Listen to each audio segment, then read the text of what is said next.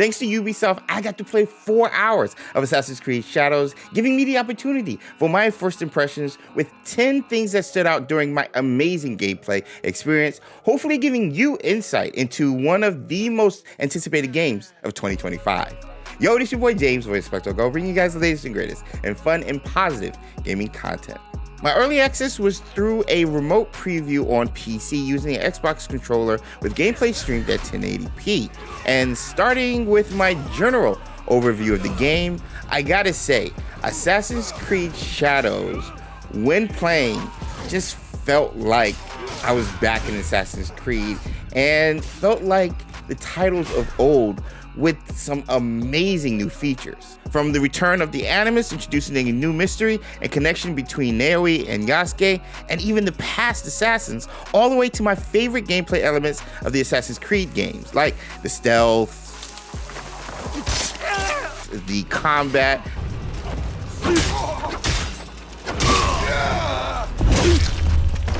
the parkour, and of course, the gorgeous and immersive open world environments. But again, it's the amazing new features like the dynamic weather, new stealth, and even combat features that make Assassin's Creed Shadows a standout addition to, honestly, my second favorite gaming franchise of all time. And the way Assassin's Creed Shadows stands out is with its dual protagonists feature, offering not only two characters to play as, but also two distinct playstyles that during my 4 hours of gameplay felt drastically different and complementary at the exact same time, which was amazing. Naoe, for example, when playing as her, felt like an OG Assassin's Creed game from 1 to 3, and even Mirage, from stealth to hidden blade, but Naoe stands out with her speed, acrobats, and free flow movement.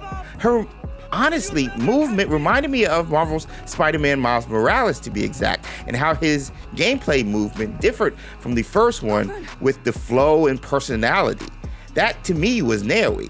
That being said, if you want to play the traditional way of Assassin's Creed, from stealth, parkour, assassinations, even battle against Templars, possibly, all of which we'll cover later, Naoe, I think, is the way to go. Yasuke, on the other hand, is the exact opposite. Stiff, slow in movement with very little stealth, but my gosh, he's a tank. The closest comparison I have to Yasuke in past Assassin's Creed games is Eivor from Valhalla. Yasuke is power personified, and the playstyle I used, honestly, the most during my gameplay demo. His assassinations were brutal, and his stealth was, in my opinion, just ramming through doors, which I admit was a lot of fun. You really see and feel his power with every swing of his katana, where Naoe shines in classic Assassin's Creed mechanics. I think this is where Yasuke shines. In combat, I noticed Naoe and Yasuke both had two weapons to switch from at any time, with each weapon offering a light, heavy, and posture attack that can be charged for more damage. Defensively, dodges, return, and my favorite, parrying. The animation is just always so sick and satisfying when achieved. A perfect dodge or parry stuns the enemy, turning them yellow for more damage, which leads me to something I was not expecting. Assassin's Creed Shadows combat forced me to be strategic. This part honestly took me a minute to get used to, since I was already crunched for time, since I only had 4 hours to try to experience as much of this game as possible, and could be a turnoff for those who prefer the mindless hack and slash of the old AC titles. Now, don't get it twisted, this game has simple combat mechanics, but also a sheer amount of gameplay features and mechanics that coincide with the methodical nature of the new combat feature. So I wasn't left hanging, and it's just going to take time to get used to, but when you do, I think the mechanics are pretty rewarding. Mechanics like dual protagonists, which came in clutch when I was infiltrating a temple using Naoe. This was during the day, so my stealth was limited, and I had problems fighting bigger enemies due to her inability to straight up take damage. I switched to Yasuke, making it easier to defeat enemies, infiltrate the temple, and even receive the clues I needed. Another mechanic, and one of my personal favorites, was the abilities Naoe and Yasuke have access to. When used, the screen would turn black and white like the old Kurosawa films, and the only color you see was red, which represented the blood. That was pretty cool. Naoe in particular had a finisher that was super useful, allowing her to knock down and stun multiple enemies to the ground, where I just kept stabbing those cats for massive amounts of damage. You can even call for help like in Brotherhood and Revelations, only this time they are one of your network spies. During my gameplay, I was able to call this huge guy who I think we see on the new Assassin's Creed Shadows poster, and he went to work, especially on the big enemy who I had trouble with as Naoe, a strategic mechanic. But when talking about combat in Assassin's Creed Shadows, I have to mention the enemies. I was pleasantly surprised by the variety of enemies during my gameplay.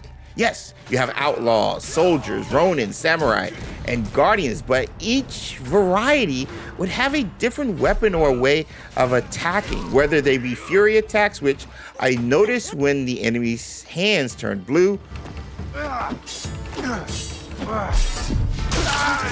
or unstoppable, unguardable attacks when the enemy's hands would turn red, or the ranged attacks of arrows, guns, and bombs. These cats really had me thinking twice before engaging in combat.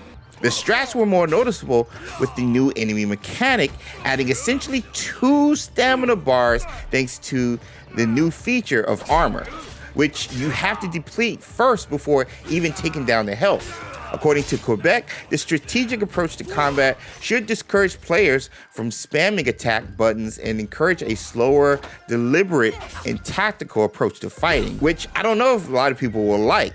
The camera work also, I have to point out, during enemy combat was also kind of questionable, particularly in temples with multiple enemies. Yeah, you can lock on and get a fixed camera, but multiple foes are attacking you, and it made it hard to navigate not only the camera, but be strategic against those enemies in those tight spaces. That being said, it was a breath of fresh air to have good enemy AI. They seem to be very smart, very reactive to noises and commotions nearby whenever I take out a person or two. Where the AI really honestly impressed me was when I put out a lamp indoors so my silhouette wouldn't show. A nearby enemy came to check out and relit the lamp, forcing me to quickly hide. What was also cool was the advanced stealth features in AC Shadows, maximized with Naoe. She had so many cool and strategic methods of being stealthy in the game, which was a pure joy to explore. And honestly, makes sense with how smart and versatile the enemies are in game. Again, showcasing how strategic AC Shadows gameplay is. Most of the time, before using stealth, I'd use Naoe exclusive Eagle Vision, which, yes, it has returned. Eagle Vision has returned from past AC games, allowing me to detect enemies through walls, turning the screen black and white while the enemies are highlighted red. Eagle Vision, used with the new Shadow stealth ability where you can blow out lamps, candles to stay in the shadows, allowed me to plan out my stealth path where I used not only the crouch mechanic to hide, but the new prone and even swim mechanics. Using all of that and the many environments to interact with and hide in. This seriously enhanced my overall strategic immersion that, again, I was not expecting. I gotta say, one of my favorite ways to hide was indoors, pulling a Spider-Man hanging from the ceilings within the temple. This led to a cool assassination. This variety in stealth enhanced Assassinations, in my opinion, in Assassin's Creed Shadows, especially playing as Naoe. Granted, even though I didn't get to use that much of the feature, I was sold by my gameplay and other footage from Ubisoft over the past couple of weeks. That being said, we can't forget about Yasuke, who can also do assassinations. It's just in a Yasuke way. Brutal.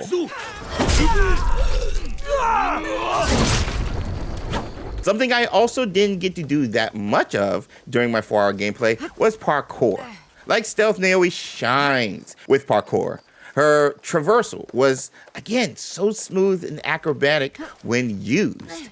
AC Shadows, aside from the parkour up and down mechanics, offered a new navigational tool that enhanced my overall experience of parkour, and that was Naoe's grappling hook.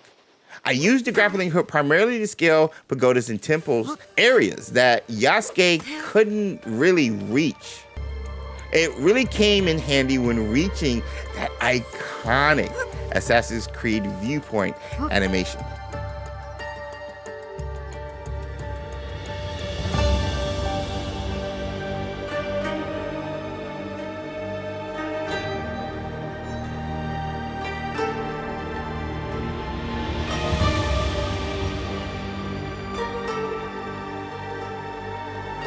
Again, like Spider-Man Miles Morales, Naoe's parkour just has a flow and swag and a personality with every jump, flip, and I guess swing using the grappling hook.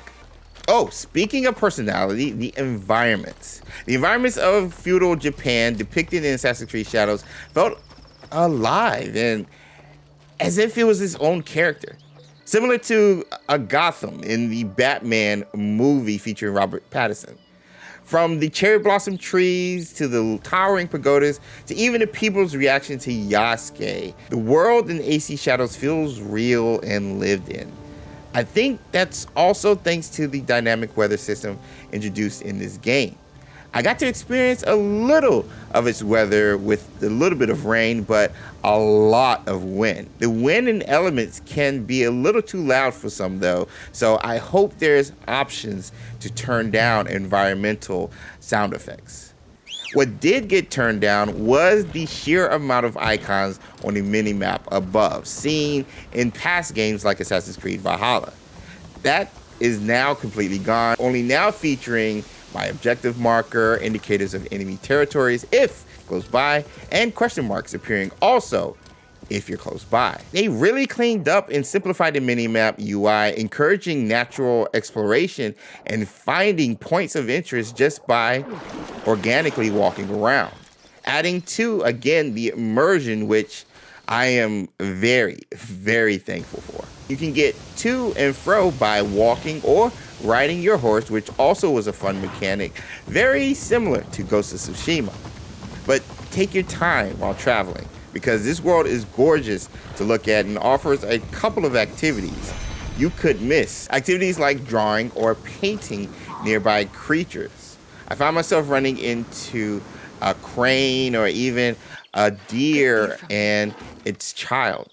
This was a very relaxing and surprise feature in Assassin's Creed Shadows that breaks up the gameplay loop of stealth and combat.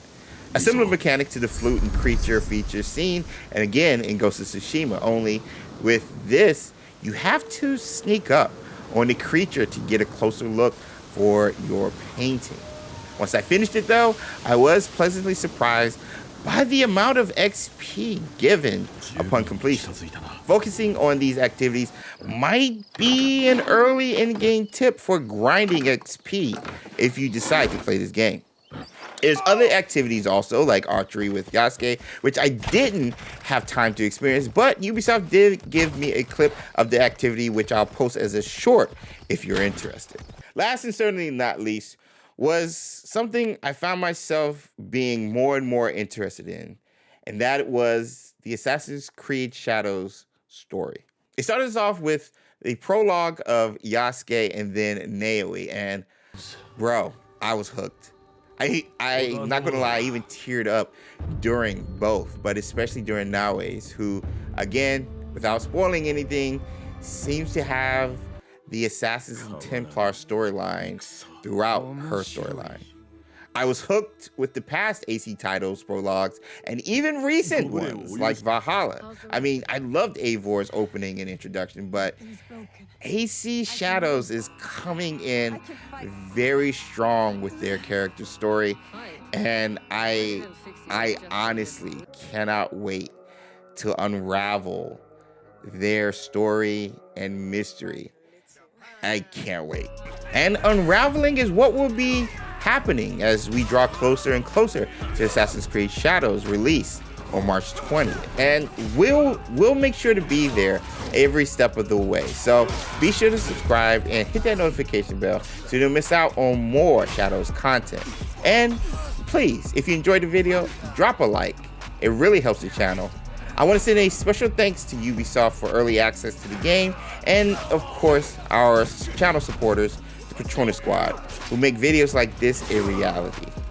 I've been James over at XpectoGO, bringing you guys the latest and greatest in fun and positive gaming content. I'll see you in the Animus. Until next time.